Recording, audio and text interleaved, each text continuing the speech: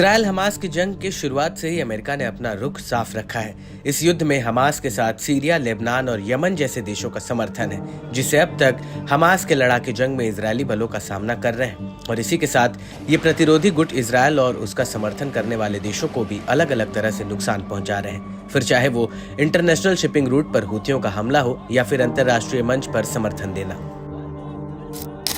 Israel Hamas युद्ध का असर आने वाले अमेरिकी राष्ट्रपति चुनाव पर काफी प्रभाव डालेगा, क्योंकि एक तरफ जो बाइडेन की उम्मीदवारी वाली पार्टी की कैंडिडेट कमला हैरिस अपने चुनावी भाषण में इस जंग का जिक्र करती हुई नजर आती हैं, वहीं दूसरी ओर ट्रंप ने भी इजराइल और हमास के मुद्दे को पकड़ा है और ट्रंप ने इस युद्ध में मध्यस्थता कराने की कोशिश भी की है। दरअसल चुनाव से पहले ट्रंप खुद को एक शांति दूत की तरह दिखाना चाहते हैं, क्योंकि ट्रंप ने रूस यूक्रेन युद्ध को लेकर भी बड़ा दावा किया है कि यदि उनकी सरकार बनी तो कम समय में वे इस युद्ध को खत्म करवा देंगे। लेकिन चुनाव से पहले क्या ट्रंप की जान को खतरा है? क्या अमेरिका के चुनाव में सेंध लगाने की कोशिश की जा रही है? ये सवाल इसलिए क्योंकि अमेरिका अभी रूस यूक्रेन जंग और इजराइल हमास जंग में एक कॉमन फैक्टर बना हुआ है, जिससे कई देश नाराज हैं और शक के दायरे में ईरान है। यह हम नहीं बल्कि अमेरिका की खुफिया एजेंसी FBI कह रही है। जी हाँ, FBI ने हाल ही में ईरान पर चुनाव में दखलंदाजी का आरोप लगाया है।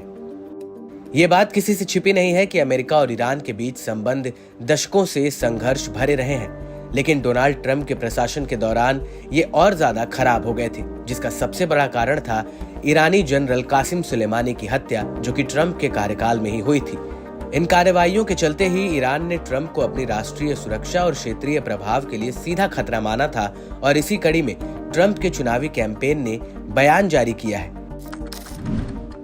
इस कैंपेन को हैक कर लिया गया था। इसके लिए ईरानी नेताओं को जिम्मेदार ठहराया गया। संवेदनशील अतिरिक्त दस्तावेज चुराए गए और प्रसारित भी किए गए, जिसमें ट्रंप के साथ ही JD वेंस की संभावित कमजोरियों पर एक रिपोर्ट भी शामिल थी।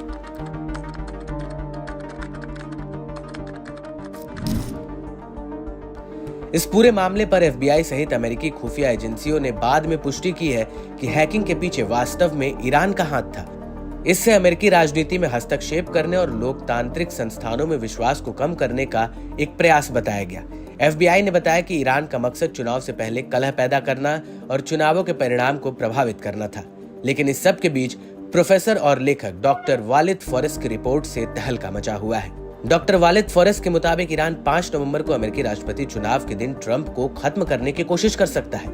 फॉरेस्ट ने अपने एक आर्टिकल में लिखा है कि मिडिल ईस्ट में अमेरिकी सहयोगियों से जुड़े कई सरकारी सूत्रों के मुताबिक ईरान में इस्लामी शासन आगामी 5 नवंबर को होने वाले अमेरिकी चुनाव से पहले पूर्व राष्ट्रपति ट्रंप की हत्या करने का प्रयास कर रहा है। शासन के नेताओं ने ट्रंप के जीवन के विरुद्ध कई मौखिक धमकियां भी दी हैं। IRGC के कमांडर आमिर अली हजीजादे ने टेलीविजन पर कहा है कि हम अल्लाह की इच्छा से ट्रंप और पूर्व विदेश मंत्री माइक पोम्पियो को मारना चाहते हैं।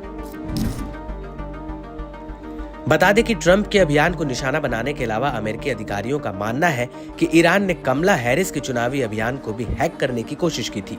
अमेरिका ने इस बारे में कोई डिटेल रिपोर्ट तो नहीं दिया है, लेकिन दावा किया है कि इसके लिए ईरान जिम्मेदार है।